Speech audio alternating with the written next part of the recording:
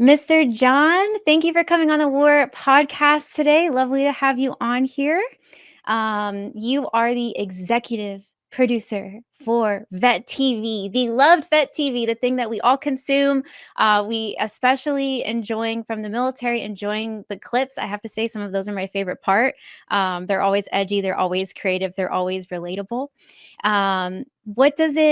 What does it mean to be the executive producer of something so like famous, so loved, like so big, like Vec TV? So famous. We're just drowning in the fame. No, I wish we're on the path. I think we're big in the military culture, and hopefully we expand beyond that one day. What does it mean to be the executive producer? Okay, so uh, Vet TV, we are not a social media network. I think a lot of people consider us just that. We are much more than a meme page, much more than a YouTube, much more than a clip page. We are truly a studio. We are a mini Netflix.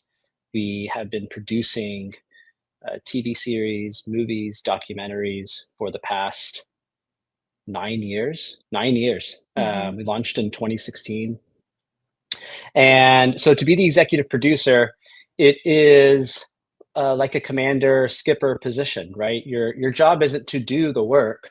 A typical officer, your job is let me put the right people in place, trust them, give them agency, and then make sure they have the resources that they need to do their job, and then walk around like a typical officer with your arms crossed and say, that doesn't look right, does it? No, no, it doesn't. Okay, let's get back on track. And so I set the vision, I build the team, and I let them do what they need to do and check in with them and try to put myself, to use a military term, at the point of friction whenever that arises. And I like to be hands-on. So Mm. anytime something um, isn't necessarily, driving down the road perfectly straight, I'm the guardrails there, so that we are always headed towards the same direction. That's so cool. And you said something I was very surprised about. It was you kind of said your way of leadership actually, which is where and I believe personally that's the best way to be a leader, which is where you don't try and manage everything, but you get your expert specialists of every field that kind of surround you, have them be assigned to the tasks, and then you go in and you keep things flowing and you keep things smooth. And from being in the military, and a lot of people would probably agree that's one of the best leadership styles that there is, versus trying to take it all on yourself and putting all that weight on you. When it comes to you becoming the executive producer for Vet TV, how did that happen? And did you also always have that like leadership style, or is that something that you learned over time? For sure. I think the leadership style, I like to say that's who I am. Now, am I that every single day in practice? Maybe, maybe not. When things aren't going right, definitely, I'll enter God mode sometimes and like we gotta get in this 2 hour meeting right now.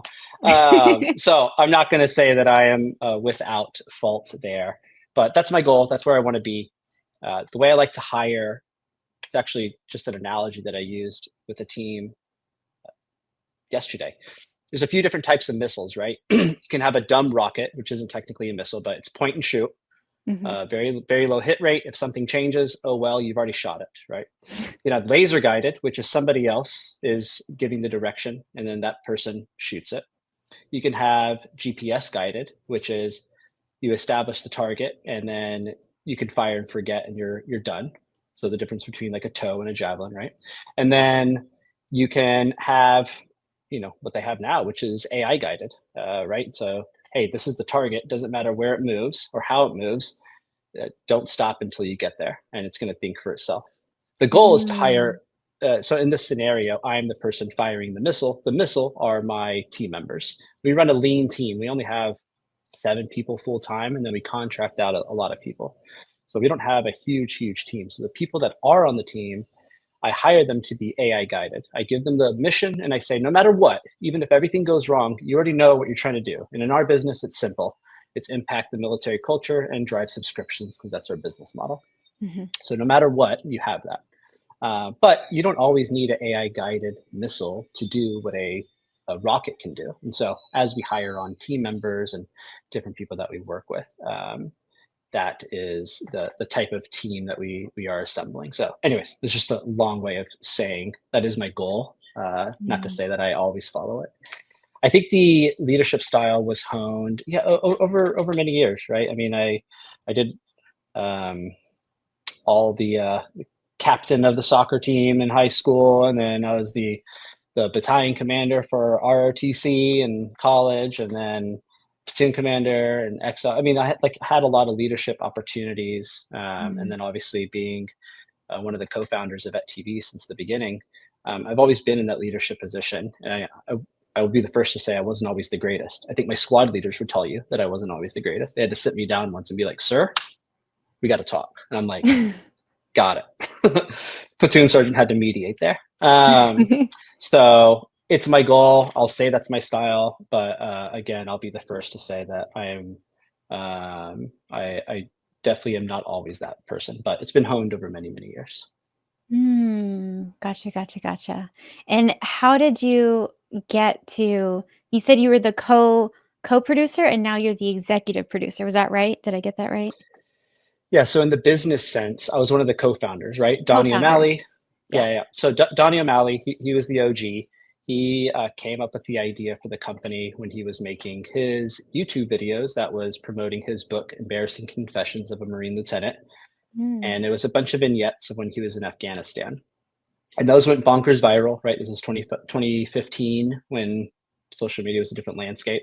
And it was very different than what anybody was doing, even on social media. Maybe like Article 15 guys back in the day. Drew Hernandez, a combat veteran, but it was combining military humor made for junior enlisted that was saying the quiet part out loud. That might be Mm. um, dark humor, it might be locker room humor, well, whatever you want to call it. It's we know the type of humor that we had in the barracks or in the field or when we've been on deployment for 3 months. It's like you just kind of go there because that's a coping mechanism. Mhm. And so he created his videos and they went bonkers viral. And I hit him up just on email because we actually served in the same unit by 1 week. And Oh, I hit him up over wow. email. Yeah. I didn't know that. We didn't know that until like 4 years after we knew each other. Um, That's insane. That's but a super small world. That's really, really super small. small. It's Yeah. really small. Yeah. He was, it was a hail and farewell, and it was his farewell and my hail. Mhm. And weirdly enough, his what's it called? What he said as he was doing his farewell is the only one that I remember actually speaking that night, and I think it was like 10 lieutenants that spoke. Oh, So wow. very small world. Yeah, crazy. Yeah. But so I hit him up out of nowhere, and I was like, "Hey, I want in on Irreverent Warriors, which is his Mm. nonprofit at the time, and Vet TV." And so I came on. I managed the Kickstarter campaign. We raised $300,000. Stuck around like a little brother for 3 months because he didn't have a job for me, so I just managed his socials for free.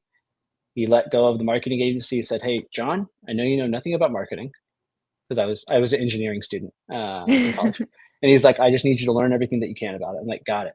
Copy that." And so I hit the Wow. books and learned everything. And part of my leadership style is that I lead because I have either done it or I will attempt to learn it. So even screenwriting now, Mhm. I am not our screenwriter, but I have written many scripts because I want to learn that skill set if I'm going to be the one managing it.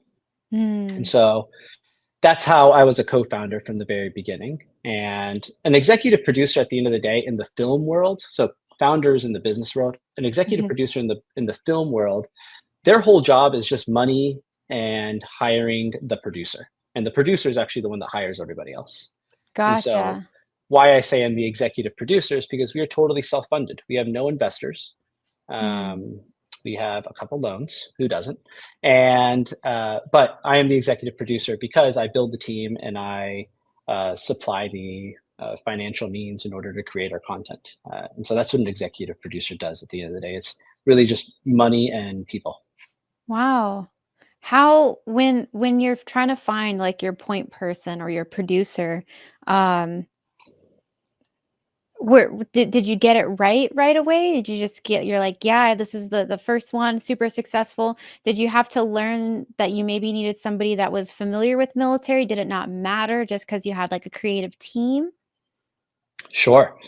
Our our mainstay now, the thing that we live by is that if you are creating content, Mhm, you have to be military.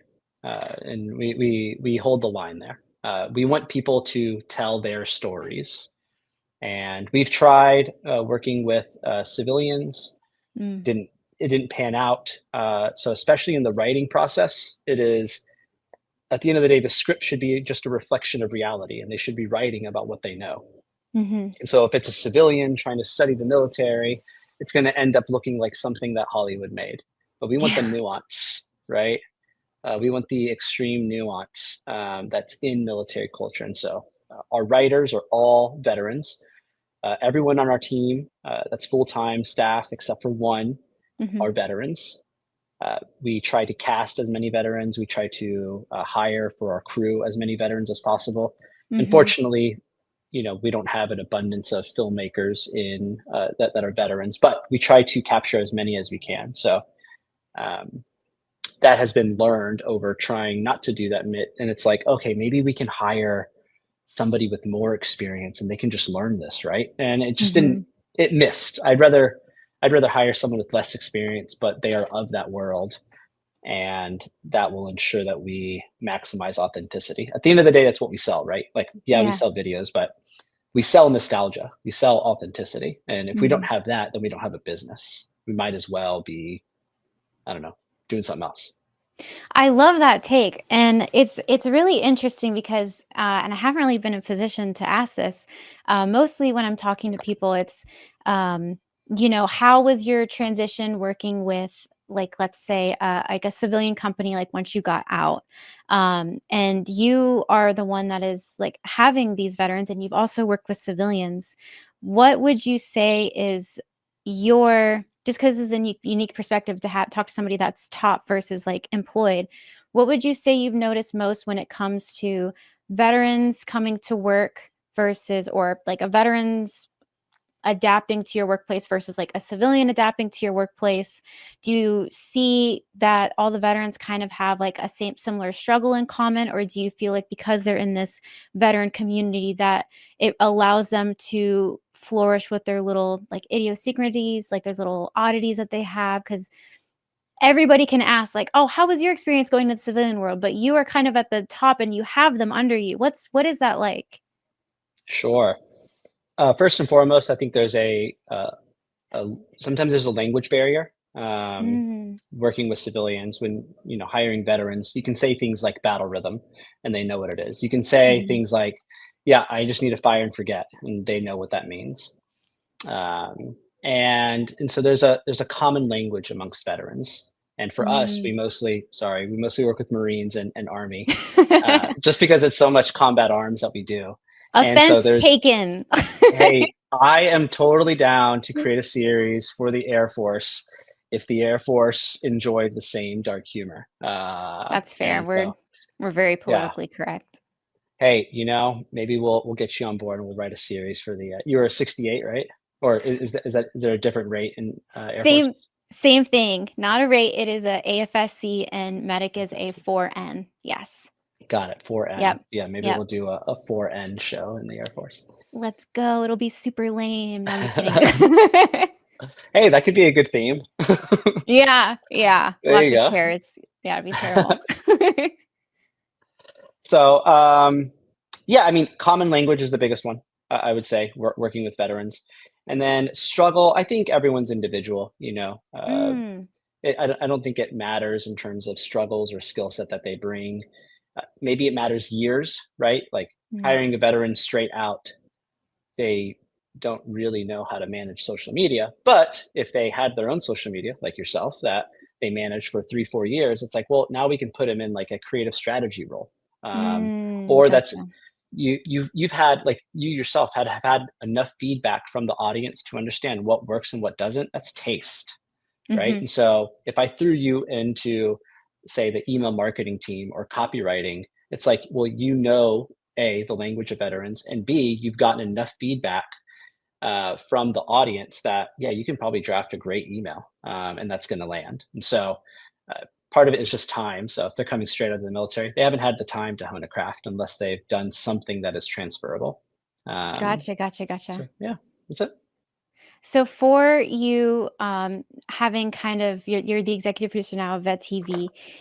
We've talked offline a little bit, and I would kind of like you to just kind of go into explaining your vision for evolving Vet TV, what it was and where you want it to be. And then you've also kind of mentioned that it's going to have an ability to be impactful to the current military, which is very impressive and very exciting. I'd love for you to kind of expand on that if you can. Yeah, sure. So Vet TV was founded with the idea that Hollywood makes films. Hmm. It's civilians making military films for other civilians. And money-wise, it makes sense, right? There's Yes. 330 million people in the country. You expand across the world compared to the 19 million active and veterans. So if you're just looking at money-wise, it's like, well, yeah, make it for civilians. That means you got to explain the joke, water it down. You're going to Yeah. make more money, right? American Sniper made $350 million. But Wow. yeah, it absolutely crushed. And these are amazing movies, right? American Sniper, Jarhead, Platoon, Hmm. uh, all of these unbelievably amazing movies. But they all kind of leave the veteran. They're all somber stories. It always finishes out with like, man, I don't know if I'm really proud of my military career, right? I mean, you Mm. finish Jarhead and he literally says, I don't think it was worth it. And it's like, well, that's garbage. In terms, not a garbage movie. It's a great story. Yeah. But in terms of what we're trying to do, we want to celebrate the military experience, right? Yeah. We want to take the first half where everyone laughs and remembers, how great it was, like Full Metal Jacket. Not the second half when they were in Vietnam, but the first half whenever Arlie Ermy is going to town on the guys. Um, we want to capture that, Mm. and we want people to finish watching Vet TV and tell themselves, be like, "Oh man, I know I'm 45, but should I reenlist? I don't know. Maybe I should do it. America." It's like I I love do. that. Yeah, it's like I do miss the guys. Like I wish I could live in the barracks. I'm stuck with my. I mean, I love my wife, but no. And so that's what we want to leave people with. And so that's what Vet TV is all about. And in the beginning, we did it through comedy. And we'll Mm. always do it through comedy because you put a bunch of people that were the same age and same rank together in a room. And that's just what's going to happen. And that's across anybody, any demographic, not veterans. Mhm. And so that's what that's how we started was, okay, let's make stuff for the junior enlisted. What are they talking about when the doors are closed? What are they doing? What kind of hijinks are they going after? The other thing that we do is that we don't like to celebrate shitbags. Now, it doesn't mean that they're not getting into hijinks and their shenanigans, if you will, Mhm. but they are tactically sound at their job. So they are Mhm. good at when it comes to military stuff. It's just that sometimes they do more work to get out of work than they did if they just did the work. It's like they're like too nonchalant. It's like, man, I don't want to go run a PFT. I already run a 295. Like that shit corny. It's like, well, you can get out there and go run it. Mhm. And Yeah. so Vet TV was founded on the bedrock of comedy, and we'll always do comedy because again, that's how people talk. But I'm always not in the mood to watch comedy, and I don't think anybody is either. And so when it comes to creating a studio, well, let's expand genres. Let's get into war documentaries. Let's get into um, let's get into animations. Let's get into dramas. Let's get into horrors. We have a horror coming out here in a couple weeks called Night Visions about 75th Ranger Regiment. We did a Oh. yeah, we did a war documentary last year. I flew to Ukraine with Ethan Nagel and Chris Naguduma, and we were literally on the front line days before Ukraine pushed into Kursk, Russia, and we were with the RD unit. We were with the SOF unit.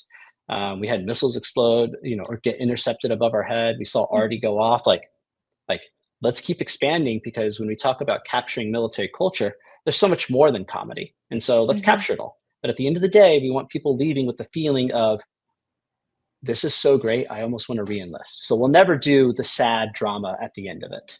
But we will always celebrate the warrior through everything that we do. So that is how we were evolving, not just comedy, but let's do horror. We got like gargoyles and wizards and stuff in What? the horror. Oh yeah, yeah, it's a whole thing. We got a talking tattoo and When does this come out? um, in like 3 weeks Where can people go? Where can people go find that? on Vet TV, On Vet TV, just vettv.com? veterantv.com.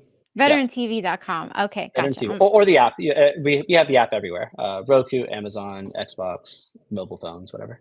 Oh, that's so exciting. I'm a sucker for a good scary movie, and I don't think there has been one about the military. I think that's kind of like a first when it's like military horror based. You're right. It's always like the dramatic or the sad Yeah, ending, and it's like, oh, well, this kind of yeah, dang versus it actually coming from it. This is supposed to be a horror, and this is going to be a horror, and I really yeah, want to see this talking tattoo. yeah, yeah. It's gonna be cool. It's fun. It's kind of like, I don't know if you watch Love, Death, and Robots. They have a episode there of like I've seen soldiers are in a cave with like a bunch of spiders running around, and it kind of has the no. same vibe. Yeah, it's cool. Look it up. I gotta look at yeah, I watched the first couple episodes and then I have like just active brain and I just go into something else. But I Yeah, literally every day, I'm not even kidding you, I will look up like a new scary movie to watch somewhere and I will watch it. So 100% I'm watching that one that is coming out. Um for sure. for you kind of taking all these different journeys, going into, different types of entertainment with a documentary, with all this stuff, and now they're kind of leading everything into a more broad place. What would you say your goal at the like end of the day, 5 years down the line, 10 years down the line, like what would be your personal goal with what you've created, and then what would be your goal for like Vet TV itself? So one for you personally and then for Vet TV, like your dream, I guess. Sure. So one of my favorite comments to get, well, two comments, but what our guiding North Star, like we know we hit it, whether it's a clip or a TV series, is, oh man, that happened to me. We love that. That's our absolute favorite comment. Mm. If we nail that, we nail it. And we know that through that, we are reflecting reality. One of the things that we say behind closed doors is people in the military, they either have a chip on their shoulder or they're alpha in some way, some fashion. At least the guys are. Mhm. I honestly never served with the female. I was infantry from 12 to 16, and I would go like 2 months without ever seeing a female except for the girl that works at the PX. Um, Really? oh yeah, yeah, yeah. I never served with a female. Vet TV is the first time that I worked with a female in a professional setting. No Uh, way.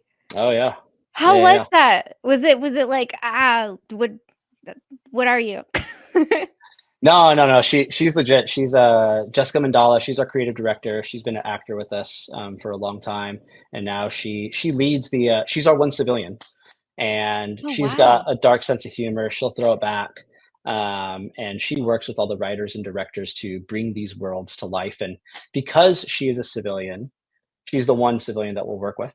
Um, she she's so afraid of getting it wrong that she will study and learn more about your MOS and your world more than you Oh, even know. Oh yeah, she'll go on like Zoom calls with like 6 different people, 10 different people from that MOS, 3 hour phone call, transcribe it, go back and study it. Then we hire them as advisors, and she's there taking notes the whole time. And so she's wow. very, very good about learning the world. Um, and so, anyways, that's our favorite comment to get. Mhm.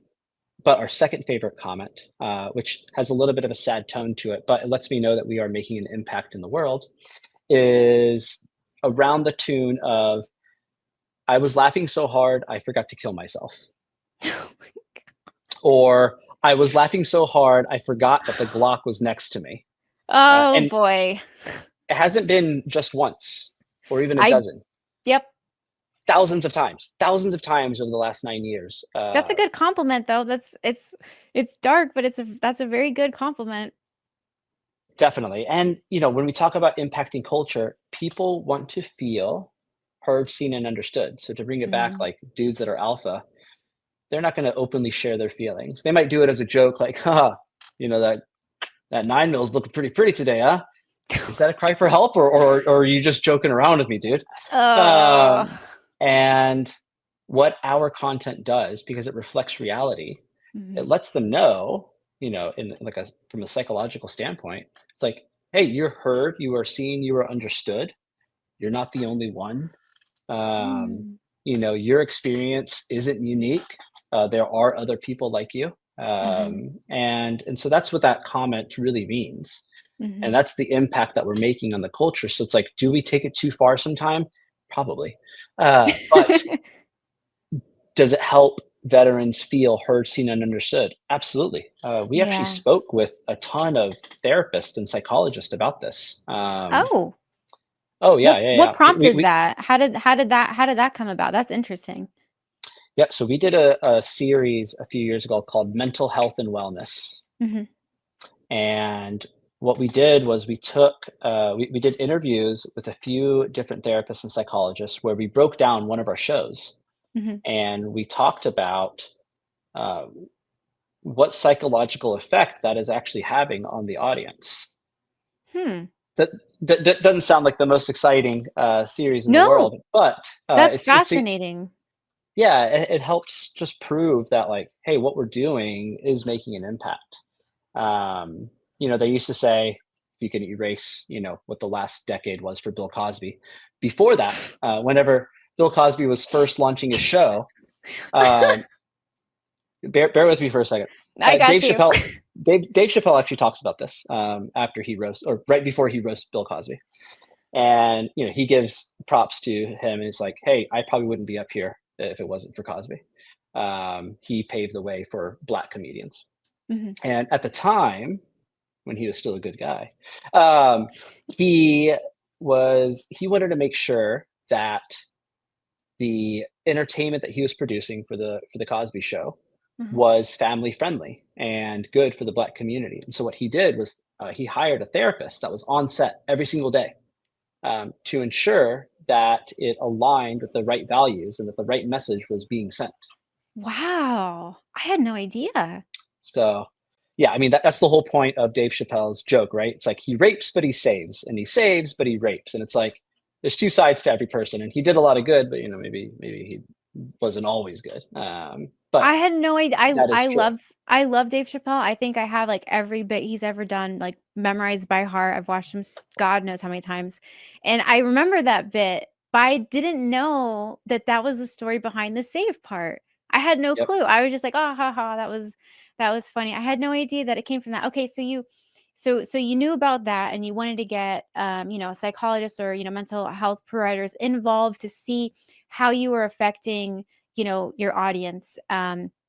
When What was like the biggest thing you learned from that? Because that's a very deep, very like taking away all the layers for them to really kind of break stuff down. What was the biggest takeaway you found from that?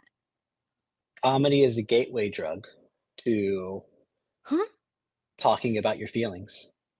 Oh. You want a super closed off dude to actually admit that he's going through rough times?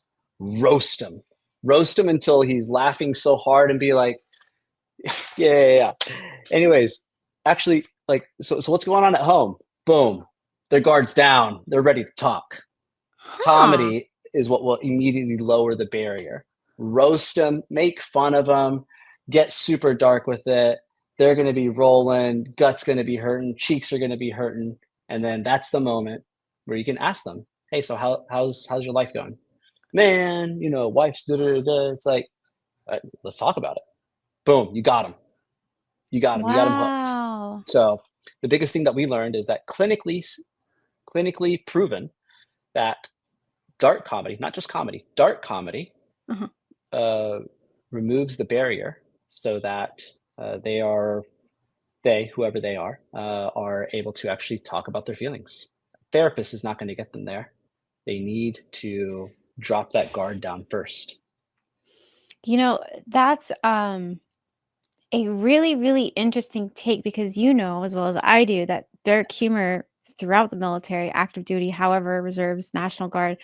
Everybody has that. Everybody has that. And now that you've kind of created that connection, it's Safe space.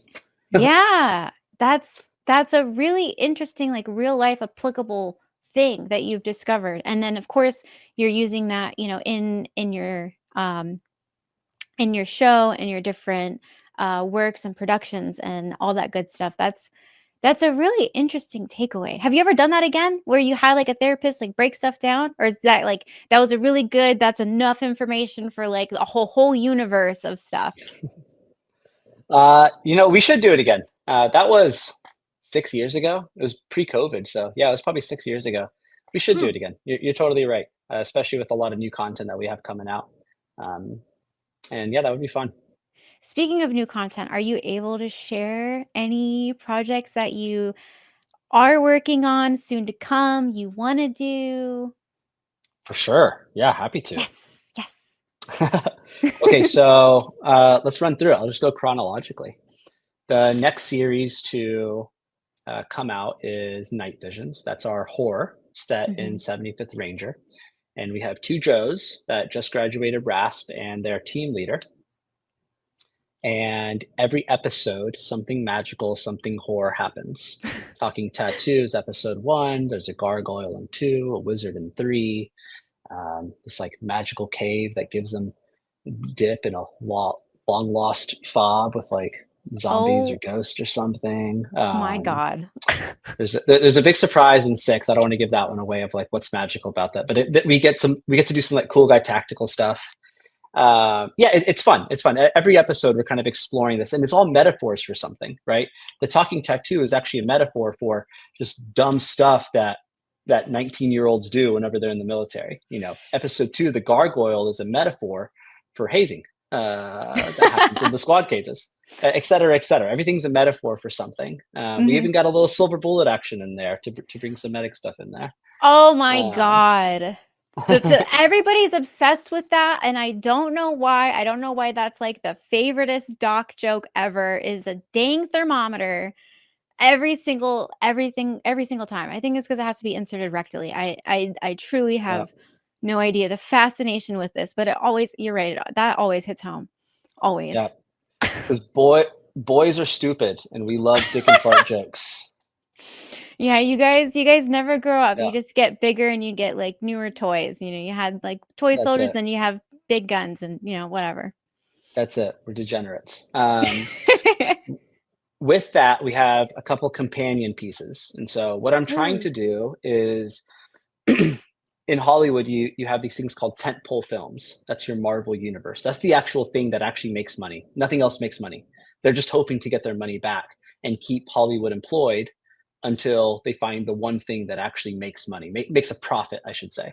Can you expand And on so, that, like, Marvel Universe, the tent pole? I'm not too familiar. yeah, yeah, yeah. So, like when you put up a tent, there's Uh-huh. usually one pole in the middle that holds, that's the highest one, and there's a bunch of other poles in a tent, right? Ah. And so your tent pole film, so Uh-huh, like a Marvel film or uh-huh. Avatar, um, any superhero movie, Mission Impossible, Mhm. Top Gun, all the one Barbie. Those are called tentpole films, and the idea there is that those are the ones that are actually creating profit Hmm. for the investors or Mhm, the actors or the producers. mhm, Everything else, in order to get there, because whenever those hit, it's like $1 billion in profit. mhm, But in order to get there, it's really hard. It's like trying to hit bullseye every single time. mhm. So you got to keep everybody employed until you're finally able to get there. And the way you do it Ah. is you create a bunch of other films. And all the investors are hoping to do is to make their money back, keep people in Hollywood, cast and crew employed Right. until they are either good enough to work on a tentpole film, so it's part Mhm. of the talent pipeline, or they finally land a script and the right director and the right actor and the magic comes together to create the perfect film, right? What's So the it's like most this recent? whole orchestration of things. Yeah, exactly. Wow. So our tentpole films are scripted productions, Mhm, which is mostly what we're known for. But what I also want to do is I want to build companion pieces around it. So if night visions is for the ranger community, Mhm, what can I shoot that maybe not doesn't cost a ton of money, which means mhm, I don't need to make a ton of money back onto it. So as long as I break even on mhm. these, I can build the world, and it helps promote night visions. And so I have a couple documentaries coming out that are companion pieces to night visions. One is called Oh. After Actions.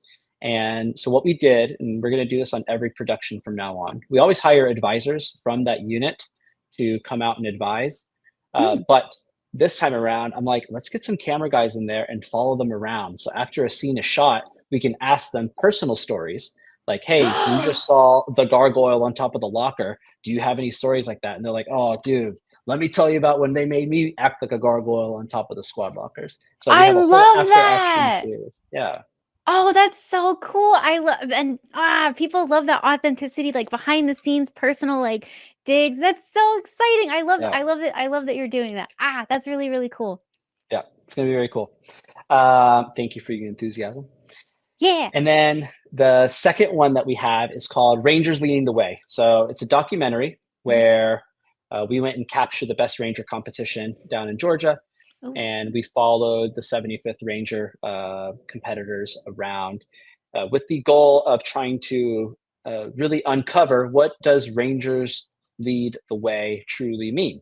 Huh. And this was through the eyes of Best Ranger competition. So we were able to interview some legends like Mike Burke and Rick Merritt. We were able to interview the um, the the winners Mhm. and then capture the entire competition as a whole. And it's being hosted by Cameron Fath, who is a ranger himself, was also on Netflix's Toughest Forces on Earth. And so Oh. yeah, super excited. And so that's our night visions world, our ranger world that we have coming out. And that's all coming out in the next couple months. Huh. That's really, really cool. Okay, so you have all these things going on, and then, I got more. you what do you got? I got more. Okay, so next week we're filming this July 15th. I'm not sure when this comes out, but next week we Mhm.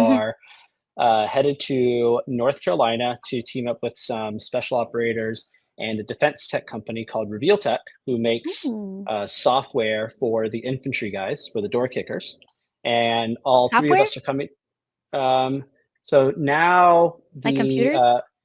um, software, like so the actual software that goes on the hardware. So Ah. if all your squad leaders can have an Android phone now attached to Uh-huh, their kit, uh-huh. and then they pull it down, well, what's the app store look like for a squad leader?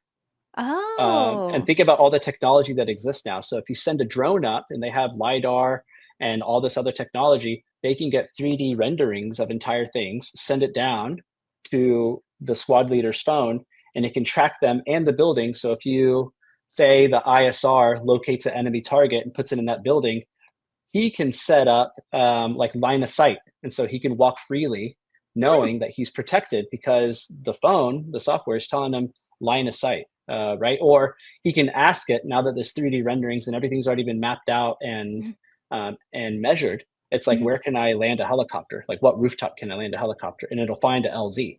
Wow. Um, and so, yeah, what's the that's essentially what they're exploring. It's like, well, now that everybody has a phone attached Mhm. to their kit, what's the app store look like?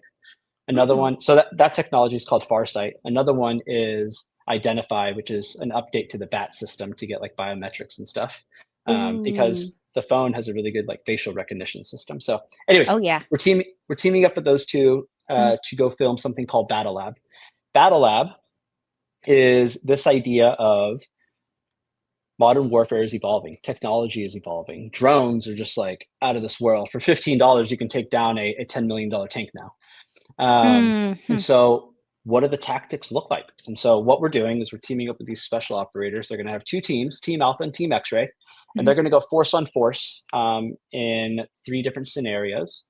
And they're going to have sim rounds, and they're going to iterate on the tactics. They're going to change up the tactics, techniques, processes, technology, and we'll see which one wins. Is the team that is more human focused, or is the team that is more tech focused going to win? And we'll put them up against it and we'll see how that goes. So Battle Lab is truly a lab. It is meant to test against tactics that haven't been indoctrinated yet, with the hopes that it will eventually trickle down into our door kickers that are currently active. Because, oh, by the way, like our infantry doesn't have any combat vets in there anymore because they're all, maybe they do, but they're all staff NCOs.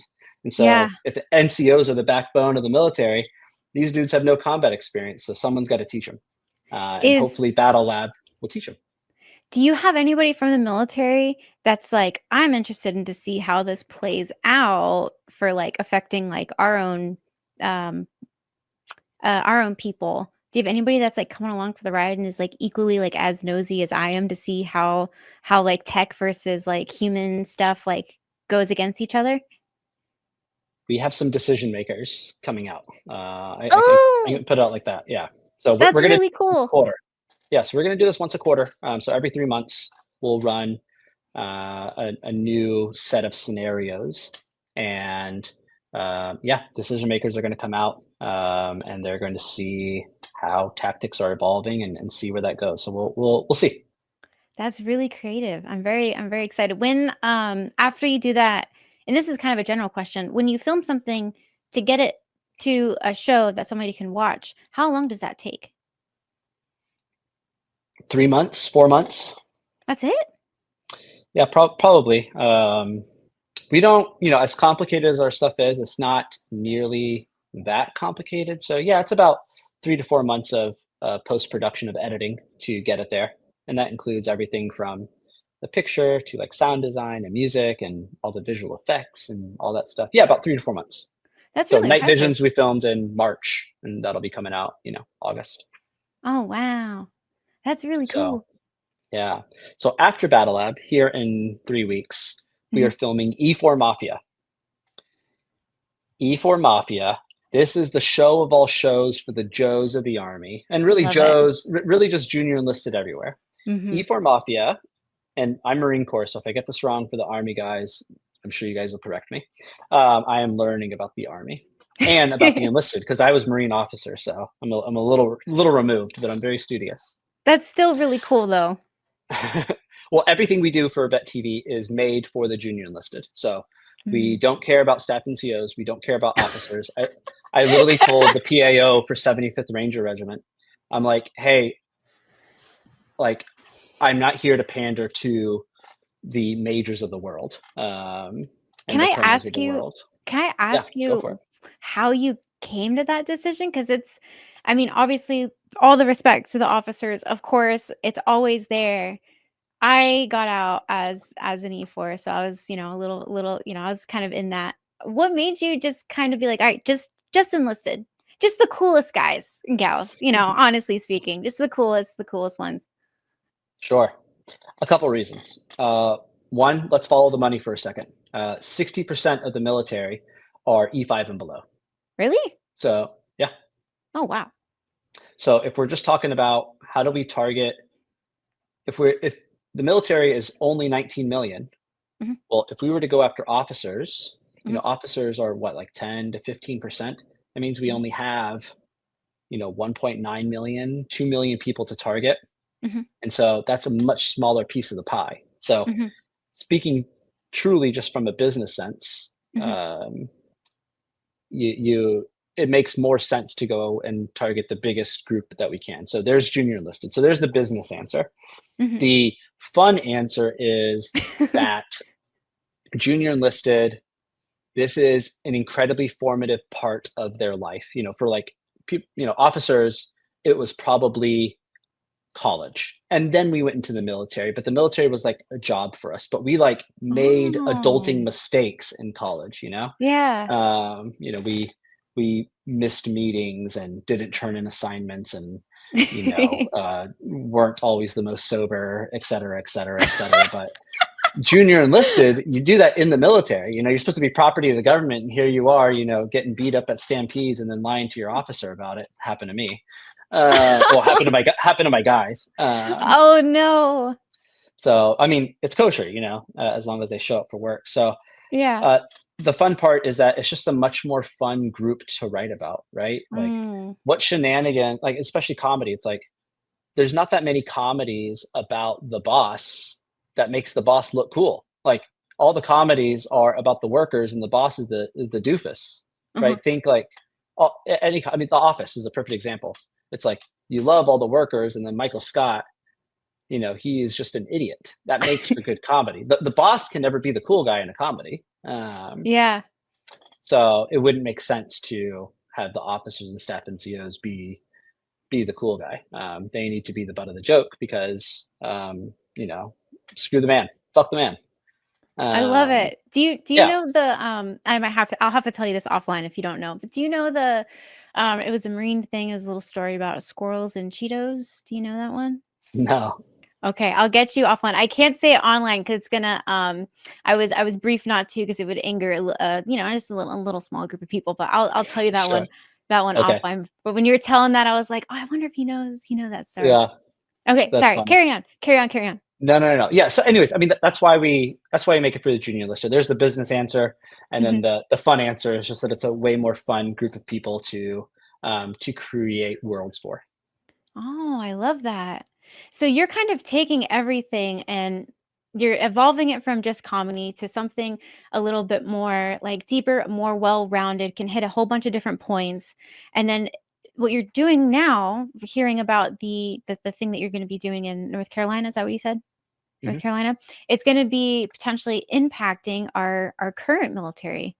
That is a very impressive, all-encompassing thing that you've created. Did you know from the beginning that that's what you wanted to do? Was this like a goal of yours and like that's where you are now? And if so, like do you have another goal after this that you'd be like, "Oh, I really really feel like that's something I want to get into."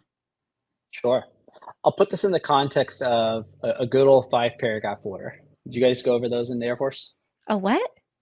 A 5 paragraph order? No. 5 paragraph? No. We have Okay. So paragraphs. so whenever you have mission sets, this is probably more for like the door kickers of the world. Gotcha. You brief a mission over Mhm. a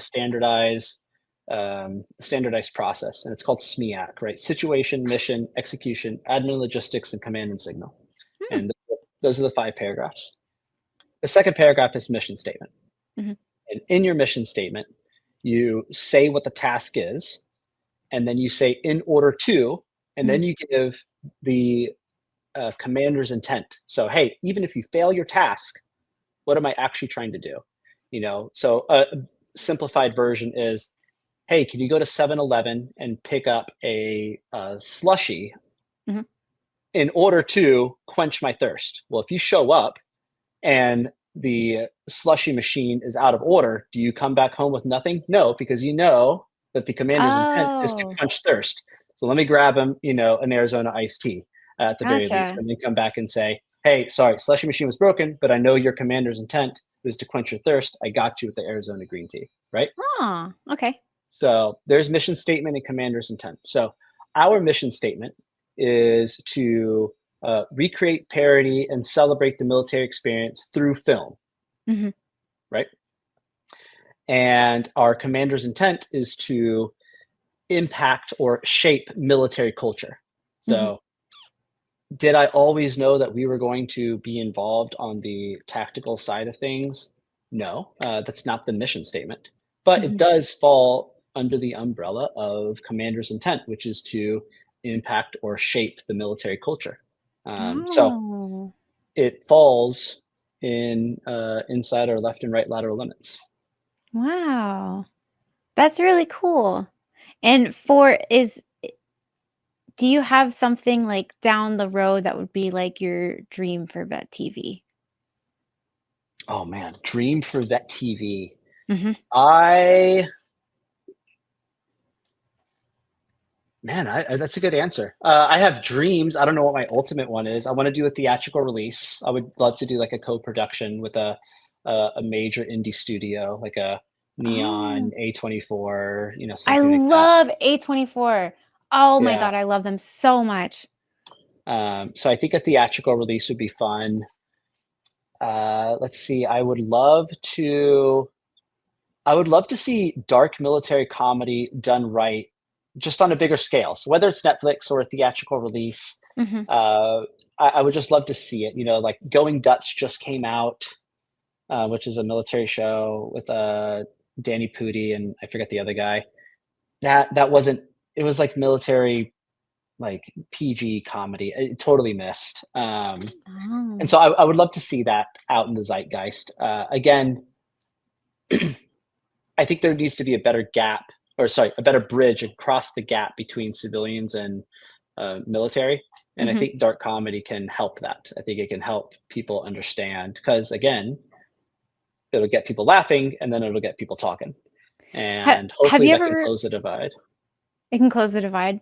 I was gonna ask, have you ever thought about, like, having vet TV or just, like, having, because kind of, like, speaking out about now, a lot of people are listening. Being like, what I'm not sure what it's called in the film world, but someone that can be talked to or consulted to, like, guide certain things. You know how sometimes they'll take a military guy that was, did, like, boots on the ground stuff, and they'll be used in certain TV shows to be like, "Okay, is this accurate? Is this not?" In terms of, like, humor, do you think that you guys would be I feel like you guys would be a really good group to go to for that, because you have it all, like, niched out, and you've had 9, almost 10 years of experience doing that. I feel like that would be a very good thing for people to kind of start looking outside of their tent pole, and, like, to, like, other tent poles and other things, because you guys would kill at that, I think. Tell them, call your agents, everyone who's listening. You're looking. So every producer in Hollywood is looking for the next big franchise. They are all very jealous of Star Wars, Pixar, Despicable Me, Marvel. Right? These are franchises, Mhm. and those are all billion-dollar movies. Mattel, with the success of Barbie, is coming out with like a bunch of bunch more toy movies in the next few years. Oh, And I think we should go back to the glory days of Hollywood, where military reigned supreme. And I think that TV yeah. should be at the forefront of it all. Now, do they jump on it? I don't know. We're going to keep doing our thing. We're going to keep growing through the support of our community, Mhm. and hopefully, we'll we'll break some ceilings over there. But it's such a gate kept world. You have to live in LA in order to get access to the right people at the right gym, right place, right time. And I'm Hmm. like, I don't want to do the networking. I just want to create. And so I'm happy living on the beach here in San Diego in Oceanside, working with the Joes to write and produce films. So anything that takes me away from that is kind of a drag and not what I Hmm. want to be doing every single day of my life. Business can get boring, but creating is Yeah. always fun. I respect that, and I kinda respect that you have, like, your own, like, line that you like, and that's because when you cross it, I don't know, it's a big thing, and it's, who knows how it really works, and the whole complication of, right place, right time, and all these people, it's like Mhm. you said, it's kind of a drag. It really Yeah, is. It could take you away from stuff. Um, what has been, just kind of like before we wrap up, what has been your most favorite thing about your journey as executive producer, as kind of paving the way for all this new stuff? What's been your just absolute favorite part? sure. It is, when you create something, it feels like a baby, right? Mhm. And it literally takes 9 months to incubate, right? It takes, 5 or 6 months just to write the script. It takes Mhm. a month to shoot it. It takes 3, 4 months to produce it. And then you finally let it go and you put it out in the world, this thing that so many people, hundreds of people have worked on. And it's truly this baby, and you're gifting it to the world.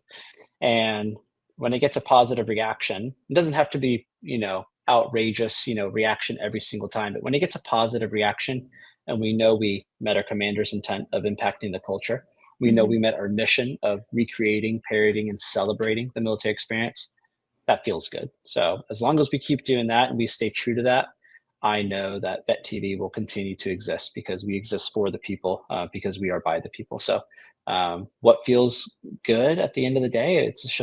It's creating something that resonates with people in the military. Hmm. I think that's beautiful.